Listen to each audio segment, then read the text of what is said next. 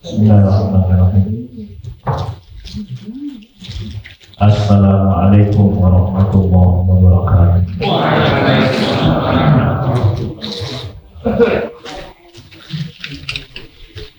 Alhamdulillah, nahmaduhu wa nasta'inuhu wa nastaghfiruh wa na'udzu billahi min shururi anfusina wa min sayyiati a'malina. May yahdihillahu fala mudilla lahu wa man yudlil fala hadiya lahu. Asyhadu an la ilaha illallah wahdahu la syarika lahu wa asyhadu anna Muhammadan 'abduhu wa rasuluh sallallahu alaihi wa ala alihi wa sahbihi wa man tabi'ahum bi ihsan wa sallama taslima, amma ba'd. Jemaah sekalian yang dimuliakan Allah, kita kembali membaca kitab kita pada pagi hari ini, yaitu Kitabul Fitan wal Hawadith, kitab tentang ujian, cobaan dan kegaduhan di akhir zaman, sampai pada hadis yang ke-7. Qala mu'allifu rahimahullah walahu, dan diriwayatkan oleh Imam Muslim di dalam sahihnya, an Amr bin Auf radhiyallahu anhu, dari sahabat yang mulia Amr bin Auf, semoga Allah meridainya, anna Rasulullah sallallahu alaihi wasallam ba'atha Abu Ubaidah bin al-Jarrah ila al-Bahrain ya'ti bi jizyatiha.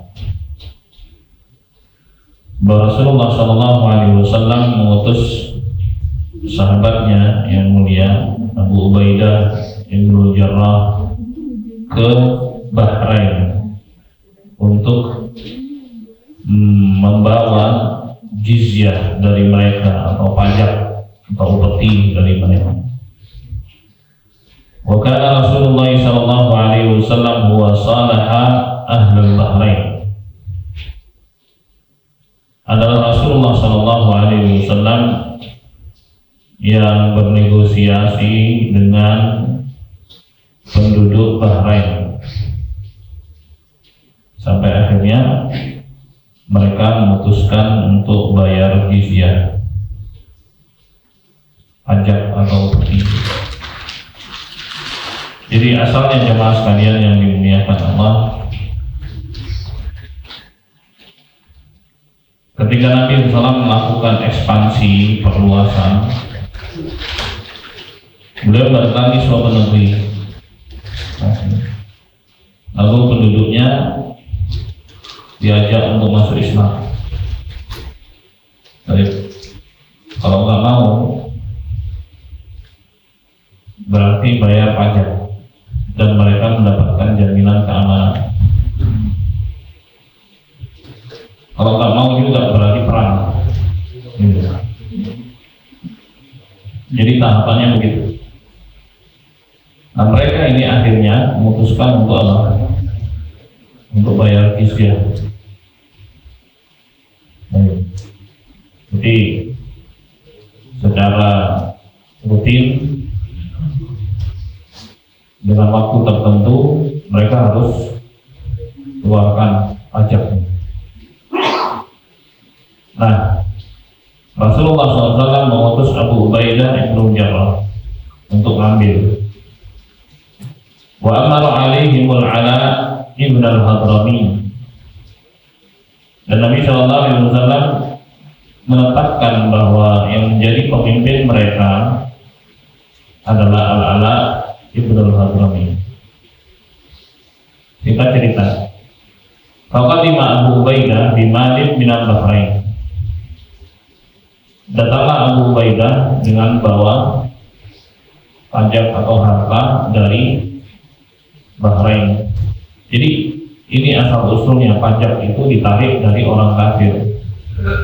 Jadi orang kafir yang dipajakin. Nah, kalau muslim ditarik zakatnya. Ya, muslim itu ditarik zakatnya. Orang kafir itu diambil pajaknya. Dan ada ketentuannya. Ya. Pak Sami'atil Ansar bi Abi Ubaidah. Orang-orang Ansar mendengar kedatangan Abu Ubaidah dengan membawa pajak tersebut.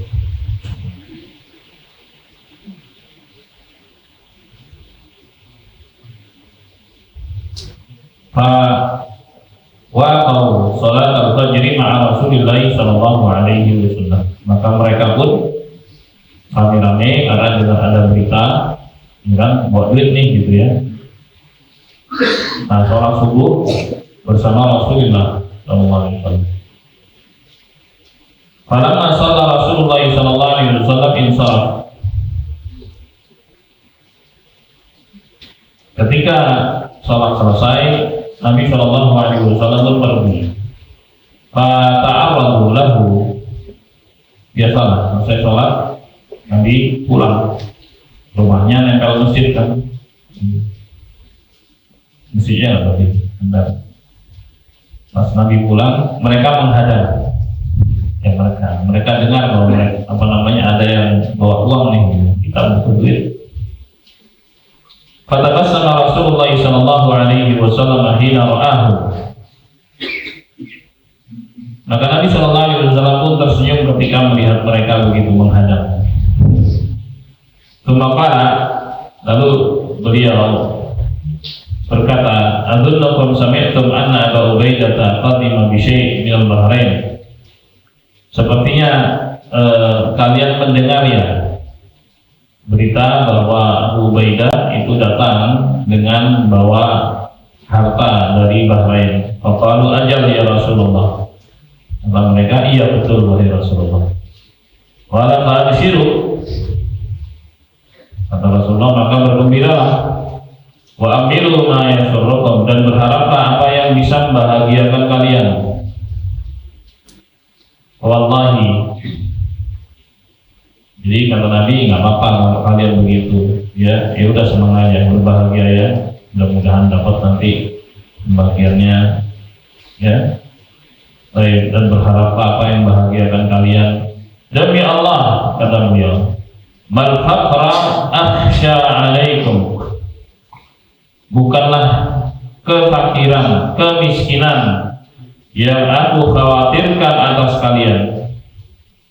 Walakinni akhsha alaikum an tubsata dunya alaikum. Akan tapi yang kukhawatirkan bahwa dunia ini dibukakan untuk kalian. Jadi kalian dibuat mudah untuk mengakses ekonomi. Kama usitat ala man kana qablakum. Sebagaimana pernah dibukakan kepada orang-orang sebelum kalian, ya, berbagai macam peninggalan, berbagai macam bangunan-bangunan megah, ya kan, yang sampai akhirnya runtuh, gak terurus. Kan banyak tuh, kalau kita lihat bangunan-bangunan masa lalu itu sebelum Islam itu luar biasa. Baik, kualitasnya juga luar biasa. Nah, itu yang aku khawatirkan ketika Allah Subhanahu wa taala bukakan akses ekonomi kepada kalian seperti yang pernah dibukakan kepada orang-orang sebelum kalian. Fatanafasuha, kemudian kalian berlomba-lomba kama tanafasuha, sebagaimana mereka berlomba-lomba untuk mencari materi atau watuh dikakum kama ahlakathum, dan materi itu yang akan membinasakan kalian sebagaimana materi itu yang pernah membinasakan mereka dahulu. Tapi riwayatin sebentar, dan suatu riwayat watul hiyakum kama alhadkum, Dan materi itu yang akan membuat kalian lalai dari Allah, sebagaimana materi itu yang telah membuat mereka lalai dan lupa. Jemaah. Jadi ternyata Nabi Muhammad SAW itu tidak mengkhawatirkan penyimpangan dari orang miskin. Ya. Beliau justru mengkhawatirkan terjadinya penyimpangan dari orang-orang yang berduit, karena sudah mendapatkan kemudahan akses, ya kemanapun bisa. Nah itu yang akan menjelaskan. Pun dalam pencariannya pasti ada perlombaan-perlombaan yang bisa melalaikan dari Allah Subhanahu wa Ta'ala. Ini warning sesungguhnya dari Nabi SAW. Ya. Jadi hadis ini di dalamnya terdapat peringatan dari ujian dan cobaan berupa cobaan kemudahan materi.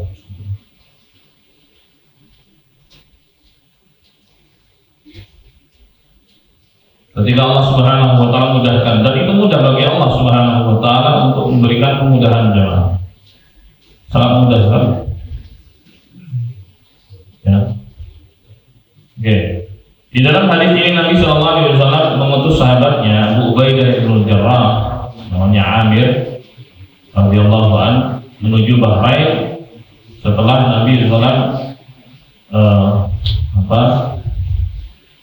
melakukan kesepakatan dengan mereka. Ya, mereka udah nggak ada perang, tapi mereka harus mengeluarkan pajaknya yang disetor secara rutin. Al-jizyah hiya miqdar minal mal yadfa'uhu al-kitabiyyu lil muslimina ala ayyatrukuh wa yakufu anhu al-kitab. Itu definisi jizyah. Jizyah atau pajak itu adalah harta yang dibayar oleh al-kitabi, ahlul kitab, al-yahud dan nasara, kepada kaum muslimin agar kaum muslimin tidak menyerang mereka, tidak memerangi mereka. Gitu. Nah, lalu Bahrain yang dimaksud ini mana? Apakah Bahrain yaitu kerajaan Bahrain sekarang ini yang ada di sebuah pulau kecil ya, di bagian timur Jazirah Arab? Baik. Jadi yang dimaksud dengan Bahrain di sini adalah al-ihsa. Itu arah ihsa. Karena fil awal tusammal Bahrain. Dulu daerah itu dinamakan Bahrain di masa itu. Ya, amal an fasara ismul Bahrain khasan bi mamlakatil Bahrain bidakhilil bahr. Adapun nama Bahrain atau negara Bahrain sekarang ini adalah nama khusus bagi kerajaan Bahrain yang ada di sebuah pulau di tengah laut. Ya, maksudnya tengah laut kecil sekali. Baik. Jadi poinnya di sini bahwa Rasulullah SAW mengutus Abu Ubaidah bin Jarrah untuk menerima pembayaran jizyah atau pajak yang dibayar oleh penduduk Bahrain.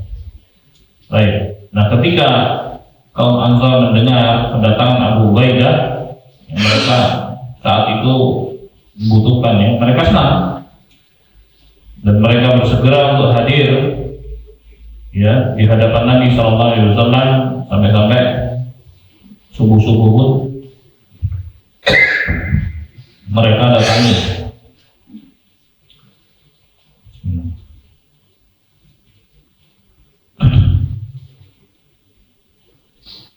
Baik, ketika Nabi SAW melihat mereka begitu, maka beliau pun tersenyum, ya, merasa takjub plus heran betapa cepat manusia itu berharap materi,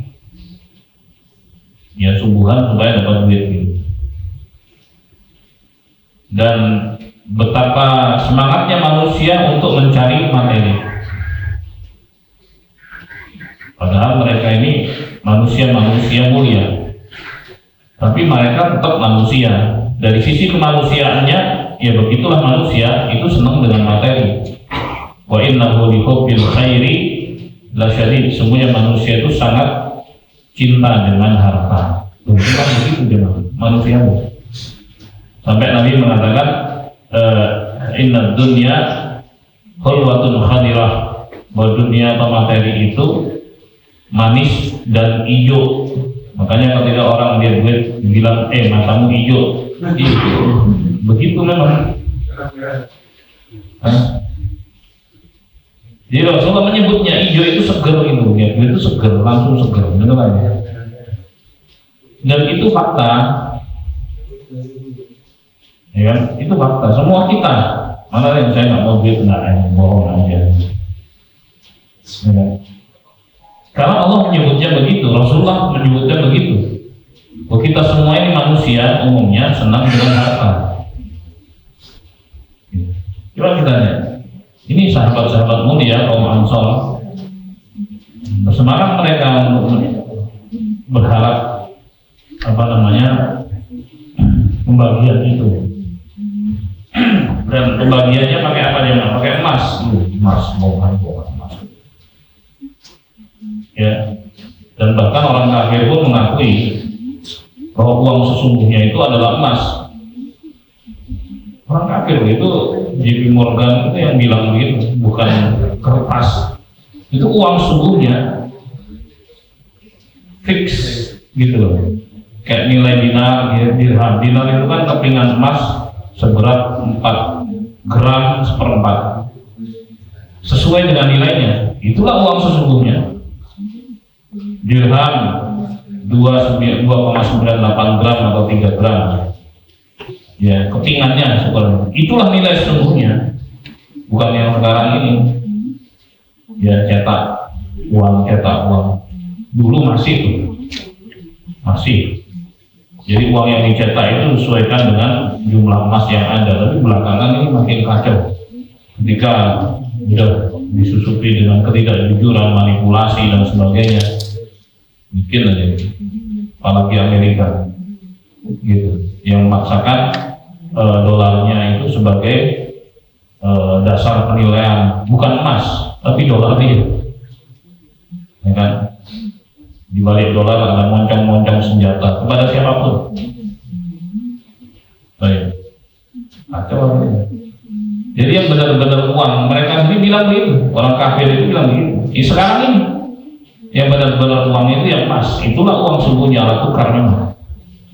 Dia nggak akan pernah berubah, dia itu stabil dari dulu sampai sekarang juga emasnya dari dulu. Baik, oke lah jemaah. Lakinul mal fitnah, akan tapi harta itu cobaan. Saya selama hidup di dunia jemaah semuanya cobaan. Nggak punya duit cobaan, banyak duit cobaan juga gitu.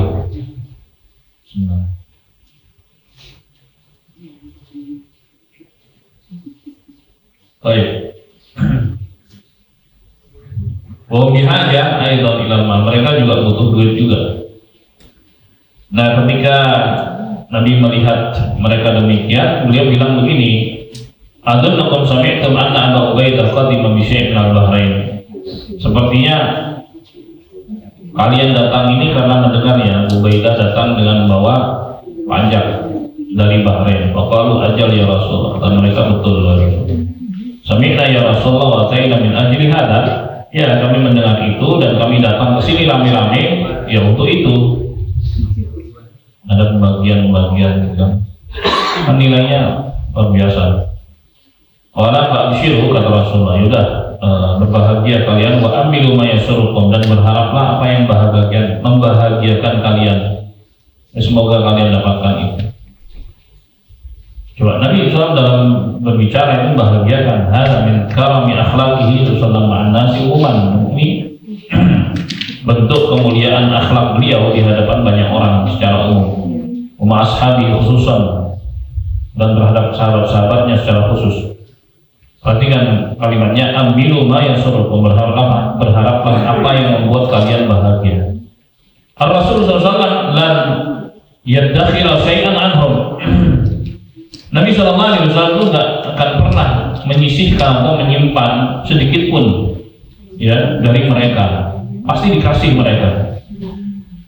Pasti mereka dikasih gitu. Nabi nggak pernah simpan ini untuk disimpan dulu di kelapang gini. La takhafu min an la yusallikum syai' yasilukum syai'. Jangan khawatir kalian kalau tidak mendapatkan apa-apa. Ambilu ma yasuru, berharaplah ya apa yang membuat kalian bahagia. Wala tu'ammilu ghaira dzalik, dan janganlah kalian berharap dari selain itu.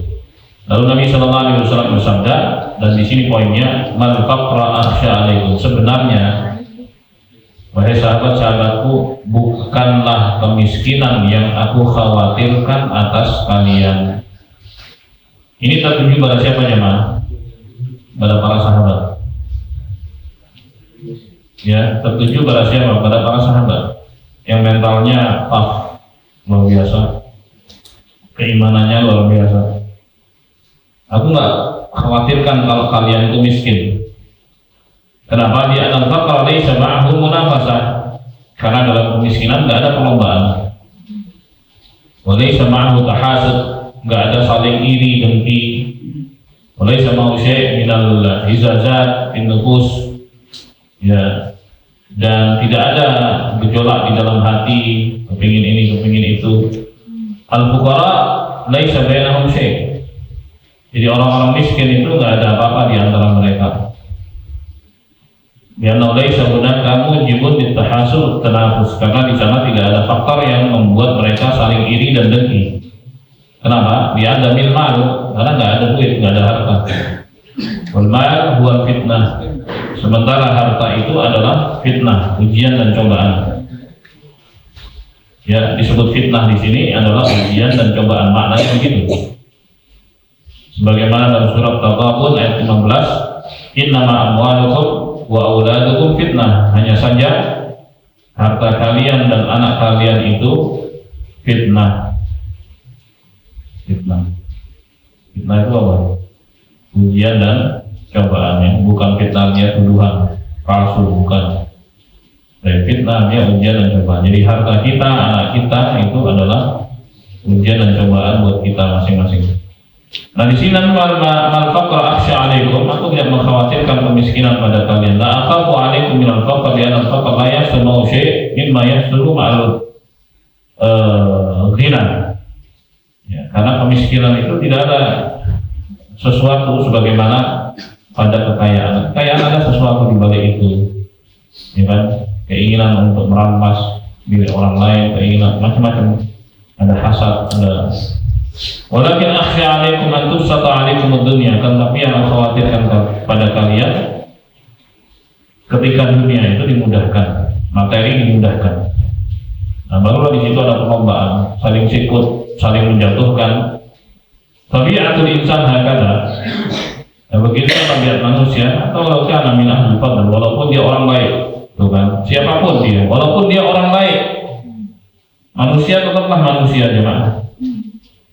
Ya, maka dalam surat Al-Fajr ayat 20 kata Allah, wa tuhibbunal mala hubban jamma, dan kalian sangat cinta dengan harta.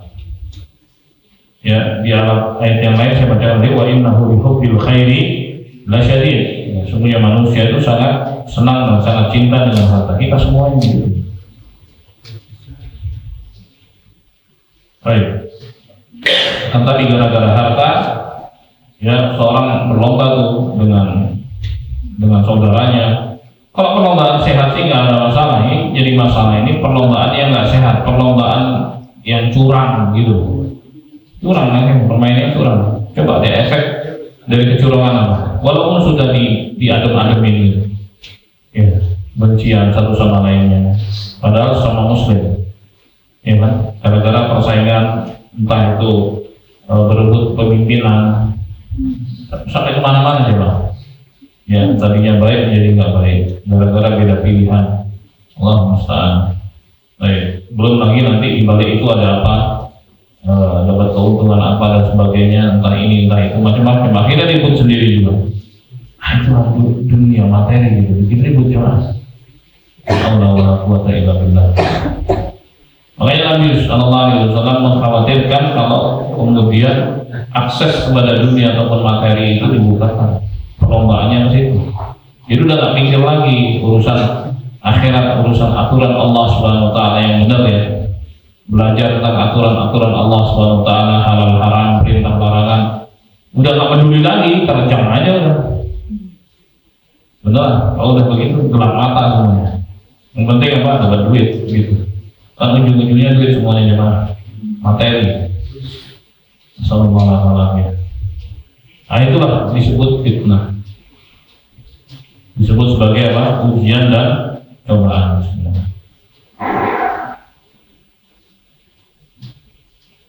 Allah musta'an. Terus Nabi SAW mengingatkan tentang keadaan umat-umat terdahulu yang dibinasakan oleh Allah Subhanahu wa taala karena apa? Karena mereka berebut materi, berebut dunia. Fatanafasuha kama tanafasuha. Maka kalian berlomba-lomba untuk mendapatkannya. Ya bersaing, sikut-menyikut. Sebagaimana dahulu umat-umat terdahulu juga melakukan hal yang sama ketika Allah Subhanahu wa taala bukakan materi. Dan yang lain watul hiyakum, dan materi atau dunia itu akan melalaikan kalian sebagaimana mereka juga telah terlalaikan dari dunia. Lalai. Disebut lalai itu masih lalai dari aturan Allah. Sudah tak peduli lagi aturan Allah.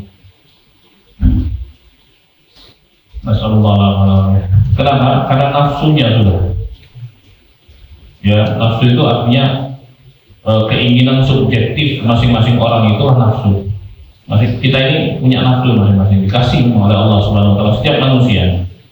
Dan nafsu itu kata Allah la'ammaratun bisu, selalu ngajaknya kepada yang buruk. Begitu. Dorongan hawa nafsu adalah dorongan keinginan subjektif masing-masing orang. Gitu. Baik. Nah itu dorongannya selalu miring menuju penyimpangan. Dan untuk meluruskannya sesuai dengan aturan Allah itu butuh usaha. Sebab itu Nabi mengatakan la yu'minu ahadukum, tidak beriman kalian hatta yakuna hawahu taba'an lima ji'tu bih, sampai keinginan subjektifnya itu mengikuti ajaran yang aku bawa. Kan yang berhak untuk menentukan halal haram Allah, Rasulullah menyampaikan kepada kita. Yang menentukan perintah larangan adalah Allah Subhanahu wa taala, Rasulullah menyampaikan ke kita. Yang menentukan baik dan buruk adalah Allah, Rasulullah menyampaikan ke kita.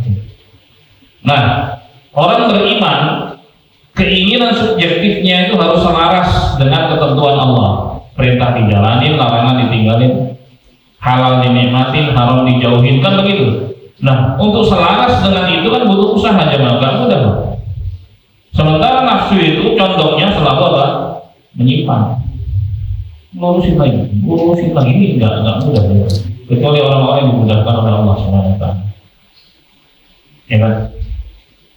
Baik. Nah, lalai ketika seorang itu disebut nggak peduli lagi dengan aturan itu lalai. Kenapa? Karena ada fokus lain. Ada fokus lain. Apa itu? Itu perlombaan untuk mencari materi. Perlombaan untuk mencari materi. Jadi yang ini udah jalan. Semuanya mesti nih, yang penting dapat. Tadinya sih pakai rambu-rambu, kita harus pakai rambu. Ternyata rambu-rambu sempit juga nih katanya, kurang luas. Untungnya masih sedikit, ya udah nggak pakai rambu-rambu. Maksudnya nggak pakai rambu-rambu aturan Allah Subhanahu wa taala, udah nggak peduli lagi halal haram. Gitu kan? Yang penting dapat. Akhirnya begitu, ya. Sampai di level kayak model orang-orang kafir udah nggak peduli lagi kehormatan yang lain. Ya, bahkan di zaman yang katanya modern sekarang, coba caplok sana, caplok sini, secara vulgar jangan, ya kan? Masyaallah, itu terjadi. Ketika apa? ketika berebut materi. Oleh sebab itu jemaah, Presiden kita juga sudah mengingatkan ya kita nih, ya kan, berbagai macam kejadian di dunia itu tentu waspada, ya. Dan kita sebagai Muslim dengan keadaan sekarang ini, Masya Allah, cuaca enak, pergi ke masjid juga enak, ya, nggak ada rasa takut. Itu nikmat dari Allah Subhanahu wa Ta'ala. Maka syukuri nikmat itu, ya, supaya ditambah oleh Allah Subhanahu wa Ta'ala dari sisi kitanya ya, sebagai rakyatnya. Baik, supaya ditambah oleh Allah. La in syakartum la'azidannakum. Baik. Bentuknya apa? Ya bentuknya dengan ketaatan dan kepatuhan pada Allah Subhanahu wa Ta'ala. Begitu. Ya. Patuh pada Allah Subhanahu wa Ta'ala, fokus beribadah. Niscaya Allah Subhanahu wa Ta'ala akan memberikan tambahan. Nggak kebayang jemaah di tempat yang lain yang kondisinya nggak aman, ya, nggak nyaman, nggak ada kenyamanan. Makanya sampai Nabi SAW bersabda, man asbaha fi syirbi mu'aman fi jasadi inda wuqudu yaumi faka'annama hizat lahu dunya. Barang siapa yang di pagi hari dalam keadaan aminan fisir, dalam keadaan aman, ya, aman, sentosa, damai, kemudian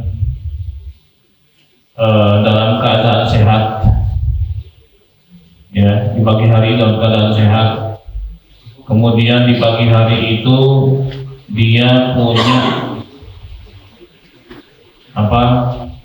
persediaan logistik untuk sehari. Jadi pas pagi kayak kita nih, ini pagi ya, bangun dalam keadaan aman, terus tubuh sehat, terus kita punya stok logistik untuk satu hari ya. Apa kata Rasulullah SAW? Hizat lahu dunia, seakan-akan dunia itu dikumpulkan untuk kita. Artinya apa? Ya harus banyak bersyukur. Itu aja nikmat besar loh. Itu nikmat besar yang kadang dianggap biasa saja. Anggapan biasa saja inilah yang harus disingkirkan, nggak boleh ya. Ya, makanya kita diperintah untuk menjadi hamba yang pandai-pandai bersyukur itu ya. Pandai-pandai bersyukur. Kata pandai-pandai bersyukur, ya. Kalau kita menghitung nikmat Allah itu sulit. Wa in ta'udzu ni'matallahi la tuhsuha. Kalau kan berusaha untuk menghitung nikmat Allah kan sulit untuk menghitungnya, nggak bisa, kan saking banyaknya. Ya kan? Saking banyaknya nikmat Allah Subhanahu wa Ta'ala. Oke? Yang saking banyaknya itu seringnya dilupakan. Lupa itu karena nggak pandai. Karena nggak pandai-pandai bersyukur itu maksudnya. Maka perintahnya lah pandai-pandai bersyukur. Karena banyak orang yang melupakan nikmat Allah Subhanahu wa Ta'ala, dianggapnya sebagai hal yang biasa. Gitu. Keinginannya adalah menuntut dan seterusnya. Bukan melakukan muhasabah atau introspeksi. Padahal nikmat Allah Subhanahu wa Ta'ala banyak pada dirinya, cuma sering dilupakan sehingga dia nggak tenang. Kenapa nggak tenang? Karena merasa dia tidak diberi nikmat. Itu masalah ya, Bang. Coba deh kita nih kalau datang ke tempat orang yang sakit, yang mau ke rumah sakit, ya, lihat orang-orang yang sakit gitu. Coba deh, ya kan, sementara kita sehat, nikmat banget. Bahkan sampai disebut bahwa sehat itu bagaikan mahkota yang ada di kepala orang-orang yang sehat, yang hanya bisa dilihat oleh orang yang sakit. Hanya orang yang sakit yang bisa melihat kesehatan sebuah mahkota yang dipakai. Kamu enak ya, sehat, gitu. Dia ngomongin gitu. Kalau ketemu kan gitu, walaupun sudah tua tapi sehat terus, senang dia. Sementara dia yang sakit-sakit ngerasa, nah, nikmat kan? Sekali lagi jemaah. Nah itu dia. Allah musta'an. Nah sekarang ini jemaah di dunia, kalau kita banyak sekali orang pengen menguasai satu sama lainnya secara zalim apa segala macam. La haula wala quwata illa billah. Ya, kalau kita bisa bantu saudara-saudara kita, bantu sesuai dengan kemampuan kita. Nggak bisa bagaimana? Tapi paling tidak dengan doa. Nah, sementara kita sendiri juga harus banyak-banyak mendekatkan diri pada Allah, banyak bersyukur, banyak terima kasih pada Allah Subhanahu Wa Taala atas limpahan karunia-Nya. Gitu, jangan sampai justru ya harta benda itu menjadi ujian dan cobaan, ya, menjadi sebab perpecahan misalnya. Allah musta'an.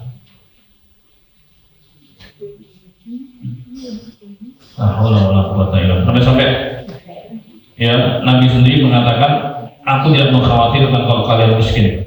Yang mengkhawatirkan kalau dibukakan akses ekonomi, kalian berebut di situ, nah disitulah nanti akan terjadi perpecahan.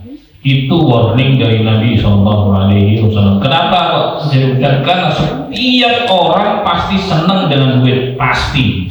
Itu yang jadi masalah, ya kan?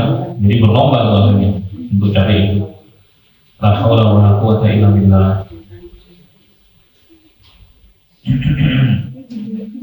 Jemaah sekalian yang dimuliakan Allah, Allah Subhanahu wa taala berfirman dalam surat At-Takatsur, Alhaakumut takatsur, ya, telah melalaikan kalian at-takatsur, perlombaan untuk mencari dunia. Ini warning juga ada di dalam Al-Quran, kan? Ada dalam Al-Quran perlombaan itu. Baik. Padahal ala anal mal yulhi, ini menunjukkan bahwa harta itu melalaikan. Wal aulad yulhun, demikian pula anak-anak itu juga melalaikan antikrillah, dari mengingat Allah Subhanahu Wa Taala. Kenapa kok begitu? Ya karena kesibukan macam-macam, pengen begini, pengen begitu, kan cobaan. Semua cobaan, harta, anak adalah cobaan dari Allah Subhanahu Wa Taala. Sekali lagi ini warning. Kemudian apakah seorang nggak boleh punya harta? Nggak begitu juga. Yang di warning itu apa? Yang melalaikan. Karena Nabi Muhammad SAW itu kaya, bukan berarti dilarang dia punya harta. Ingat, karena Nabi sendiri kaya. Karena ada ibadah-ibadah yang butuh duit, yang haji butuh duit, ya kan? Kurban butuh duit. Apalagi banyak sekali ibadah yang butuh duit. Ya kalau nggak punya duit nggak bisa melaksanakan ibadah itu. Oleh sebab itu orang-orang miskin di zaman Nabi datang pada beliau, "Dzahaba ahlul dusuri bil ujur." Wahai Rasulullah, orang-orang kaya pergi membawa banyak sekali pahala. Kok bisa begitu? Iya, yusalluna kama nusalli, mereka sholat seperti kami sholat. Wa yusumuna kama nasum, mereka puasa sama seperti kami puasa. Wa yasaddaquna bi fuduli amwalihim, akan tapi mereka bersedekah dengan kelebihan harta mereka, sementara kami nggak punya duit, nggak bisa kami sedekah. Berarti kami kalah sama mereka. Jadi perlombaan saat itu adalah perlombaan untuk mulia di sisi Allah Subhanahu Wa Taala, bukan perlombaan materi semata, bukan. Kan mereka ingin kaya, supaya apa? Supaya bisa beribadah dengan ibadah yang butuh duit tadi. Itu loh maksudnya. Sehingga pahalanya di sisi Allah jadi mereka itu orang miskin. Terus nanti kasih solusi, kayak gini aja deh. Ya, kalian baca tasbih 33, tahmid 33, takbir 33 setiap selesai sholat. Baik, ini nih bisa mengalahkan siapapun. Ya, termasuk mereka tuh kalah. Kecuali kalau mereka tahu dan mengamalkan yang sama seperti yang kalian amalkan, kalian kalah lagi. Akhirnya mereka amalin kan. Dan para sahabat itu jemaah, mereka orang-orang yang semangat dalam kebaikan, nggak si miskin, nggak si kayanya, begitu semangat. Wah, ini ada petunjuk baru nih dari Nabi. Akhirnya apa? Ditiru sama orang-orang kaya, diikuti sama orang-orang kaya. Akhirnya yang miskin melapor lagi, ya Rasulullah, kalah lagi kami. Ya. Ternyata saudara-saudara kami mendahului kami sekarang. Mereka mengamalkan seperti yang kami amalkan. Terus apa kata beliau terakhir? Dzalika fadlullahi yu'tihi man yasha. Itulah keutamaan yang Allah berikan pada siapa saja yang dikehendaki. Nah, apa lagi? Itu anugerah dari Allah SWT. Jadi warning tadi jamaah itu bukan artinya larangan loh. Misalnya warning dari harta bukan berarti nggak boleh berharta. Warning dari anak misalnya, cobaan, fitnah tentang anak bukan berarti nggak boleh anak, nggak boleh punya anak. Bahkan Nabi Muhammad itu senang sekali kalau seorang itu punya banyak anak. Sampai beliau mengatakan tazawwajul wadud dan wadud, nikahilah wanita yang subur lagi penyayang. Ya, fa inni mukatsirun bikumul umam yaumil qiyamah, karena aku sangat bangga dengan banyaknya kalian di hari kiamat.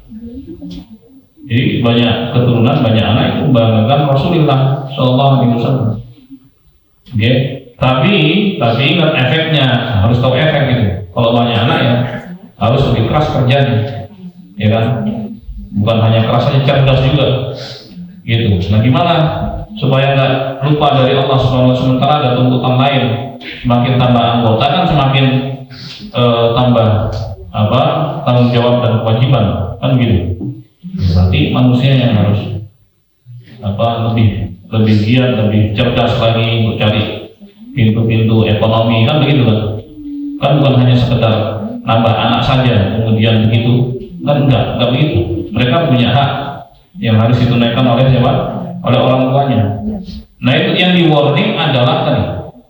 Jadi perlombaan tanpa ada persiapan. Nah, itu yang nggak boleh. Karena akan menyibukkan. Misalnya gini, ada orang banyak anak, tapi tempat tinggalnya itu dipetakan. Saya nggak bicara itu kontrak atau milik ya, tapi yang dia siapkan itu kontrakan petakan kecil gitu. Kan itu nggak sehat, kayak gitu. Sementara Nabi Muhammad itu merintahkan bahwa kamar orang tua itu dipisah dari kamar anak. Oke.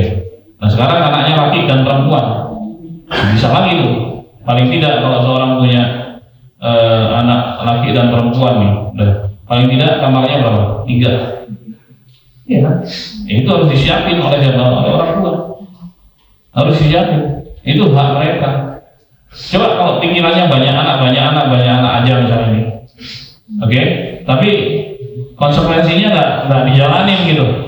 Ini itu nggak sehat hidup kayak gitu. Jangan satu petakan jadi satu di situ, ya anak bareng di situ, orang tua di situ ya. Tahu namanya juga suami dan istri dan sebagainya, kan jadi nggak mendidik, iya kan? Allah musta'an. Nabi perintahkan silakan banyak anak tapi tahu konsekuensinya, gitu. Silakan cari harta. Ya, tapi tahu haknya. Hak harta setelah mendapat apa? Hak harta harus tunaikan zakatnya, harus sedekah dan seterusnya. Itu dia. Jadi silahkan ya. Dibenarkan itu. Ya, jadilah manusia yang paling bermanfaat.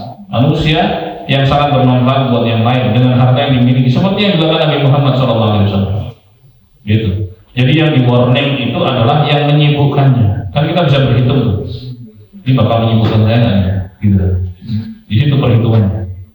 Minta kepada Allah, ya Allah jangan sampai jadikan harta saya menyibukkan saya dari mengingatmu.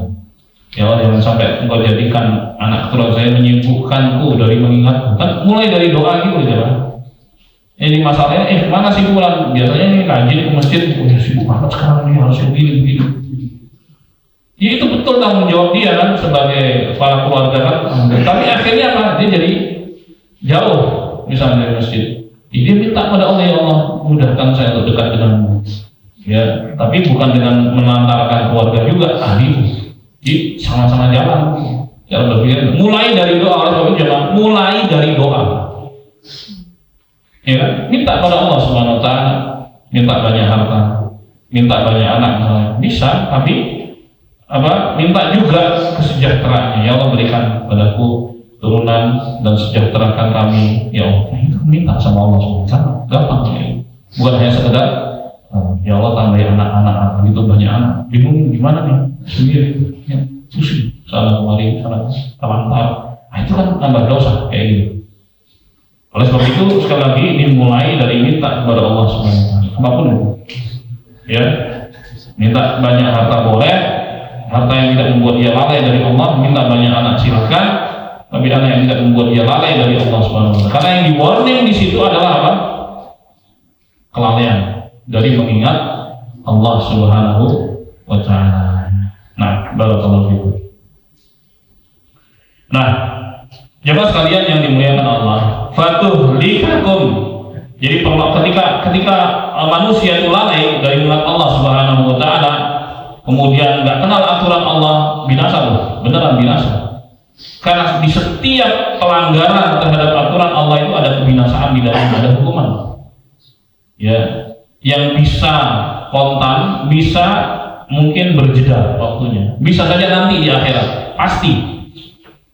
Makanya sampai Nabi mengatakan fatuhlikakum, dengan sebab kalian lalai dalam perlombaan terhadap dunia, itu akan membinasakan kalian. Ini an-natijah fil nihayah sul halak lil ummah. Ini hasilnya. Outputnya ini, output perlombaan untuk mencari dunia. Apa itu? Kebinasaan, kehancuran. Itu ujungnya. Baik. Idza wasalta ila hadzal hadd fa innaha idza wasalat ila hadzal hadd fa innaha tu'aqab. Fasar mal sababan. Ya, kalau sampai di posisi ini lalai ya, gitu, maka pasti akan ada hukumannya. Sehingga harta menjadi sebab datangnya kehancuran dan kebinasaan. Al-insyidham bil mal wa talahi bi at-tanafus fi sababun li halakil ummah. Itu poinnya. Disibuk dengan harta, ya kan, lalai dengan harta, kemudian perlombaan untuk mendapatkan harta, itulah sebab kebinasaan umat wa hurul uqubah fiha, dan akan datang murka Allah berupa hukuman-hukuman dari Allah, ya, bencana-bencana. Wa ada ma hasal hada ma takhawwafahu Rasul sallallahu alaihi wasallam. Itulah yang terjadi dan itulah yang dikhawatirkan oleh Nabi Muhammad sallallahu alaihi wasallam. Enggak siap gitu. Enggak siap untuk menerima ya kemudahan-kemudahan materi tadi. Jadi sungguhnya kalau seorang itu siap, tahu apa yang harus dilakukan ketika dia mencari materi, memperbanyaknya, tahu dia aturannya, nggak masalah, silakan. Ya, jangan sampai salah paham ya. Sebagian orang memahami ini berarti nggak boleh kaya, salah, miskin aja deh. Kami miskin, alhamdulillah nih, pada miskin semua nih. Komunitas kami miskin semua, alhamdulillah. Kami nggak takut untuk kemudian menyimpang, nggak begitu jemaah. Banyak juga kemiskinan itu dekat dengan apa? Kekufuran. Ya, orang dipujuk dengan mie instan aja bisa pindah agama, dan itu fakta.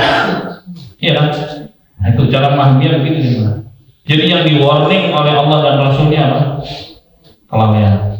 Ya, nggak pakai perhitungan yang baik dalam mencari harta, dalam berbanyak anak. Oke, jadi itu yang mesti menjadi poin perhatian bagi kita umat Rasulullah Sallallahu Alaihi Wasallam. Jadi kesimpulannya jemaah di penghujung bahasan, fadalla ala anna fitnah, ini menunjukkan bahwa harta itu menjadi ujian dan cobaan. Yukhaf minhu dikhawatirkan hatta ada aslahin nas, bahkan oleh Nabi Muhammad SAW. Beliau pun khawatir dengan harta. Al-Ansar hum aslahul ummah, sementara kaum Ansar itu adalah umat terbaik, ya, ba'da muhajirin, setelah kaum muhajirin.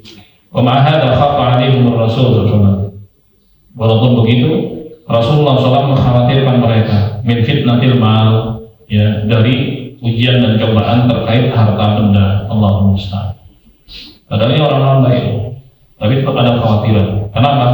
Walaupun dia orang baik, tetap aja manusia. Jangan sampai justru tergelincir gara-gara apa? Harta benda. Itu dia maksud. Hati ini lemah ya. Hati ini lemah, gampang sekali tergiur. Yang tadinya baik tergiur. Banyak sekali orang-orang yang tadinya idealis, begitu kena duit, iming-iming duit, udah jatuh. Iya, karena sekarang OTT, emang dia tuh orang-orang jelek apa? Berpendidikan ya, iya kan? Tapi begitu masuk ke dunia kayak gini, udah ada yang ini itu, subhanallah. Akhirnya jatuh. Itu kalau kita lihat di masyarakat umum pun begitu, apalagi yang tahu agama, yang tahu aturan Allah Subhanahu wa taala. Bagaimanapun siapapun dia tetaplah manusia yang doyan duit gitu. Dia tetaplah manusia. Masyaallah, dan senang dengan duit, langsung hijau ketika melihat duit. Seperti yang disebut Nabi. Dan itu manis, jemaah. Coba deh, orang dapat duit tuh, megang aja tuh, seneng pada hati. Megang di tangan ini, sudah tahu tuh berapa, seneng tuh. Maka kalau Nabi manis duit itu benar, manis. Ya apalagi yang beneran duitnya emas gitu kan, wah seneng banget. Yang duit kertas saya itu udah seneng.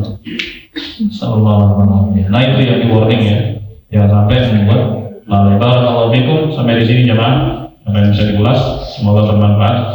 Dan insya Allah kita akan lanjutkan lagi pada pertemuan berikutnya. Barakallahu.